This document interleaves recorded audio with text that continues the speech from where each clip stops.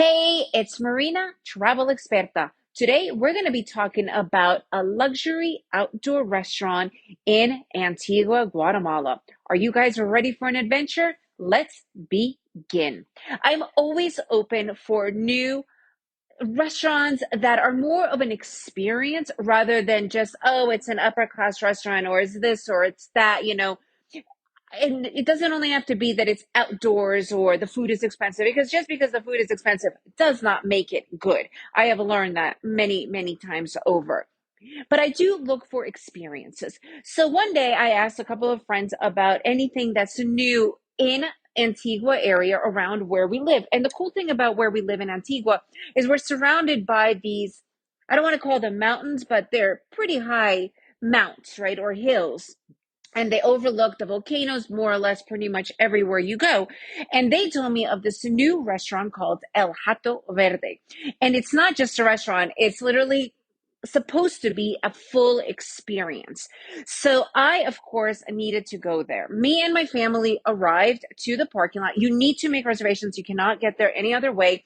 And it is about $20 per person just to enter. It is dog friendly. You could bring your doggy, and the dog is probably like $5 or $6 to enter as well. So when you park your car, because the actual restaurant or this mini destination, it's not a cabins, it's just, a restaurant with all these places that you could hang out in. They take you up in a golf cart all the way to the top where it begins. So the place is definitely done in style. It is really beautiful. The fact that you have to pay almost $20 per person just to enter without even touching a drink or a food, they need to uphold that amount of money, because for Guatemala, that's a lot of money for entrance. So as you enter, they do have this beautiful restaurant. The restaurant is absolutely gorgeous. It's outdoors in the shaded trees. They really did a good job of keeping the trees. Then there's other areas that you could go, and there's bar that you could go. It's separate from the restaurant that you could check out and hang out around there. And there's lounge chairs everywhere. They even have like a play area where they have ping pong and foosball.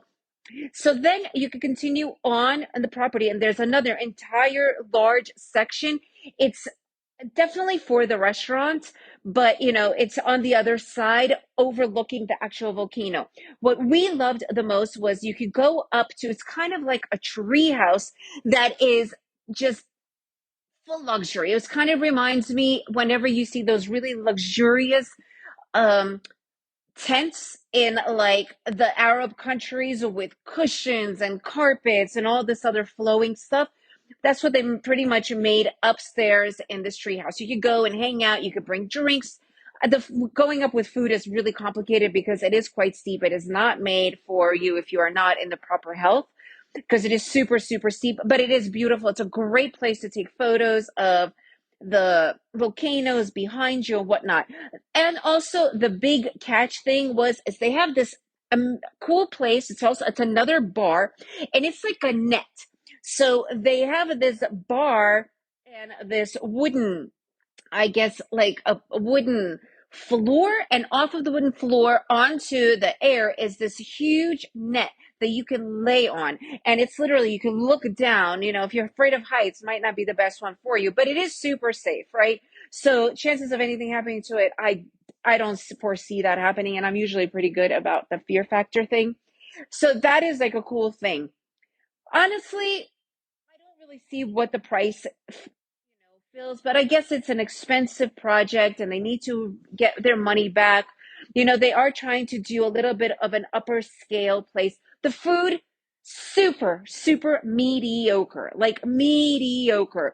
Definitely not anything I would even remember at all. And it is not cheap. It's definitely on the pricey side.